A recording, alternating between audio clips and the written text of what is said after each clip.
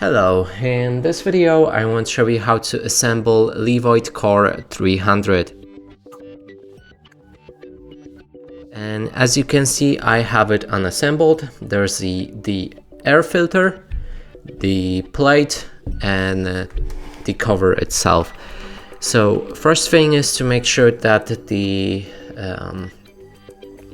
air filter sits on the plate, and you'll need to adjust it with this holder right here. So as you can see, there's a gap, and on the filter there's also this gap right here.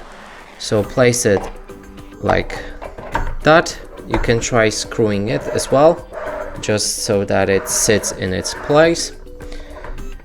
Then take the cover and place it on top of the plate, and now simply screw to your left like that, and the air purifier is assembled. And that's it for this video. Hope you like it. Please consider subscribing to our channel, leave a like and a comment below.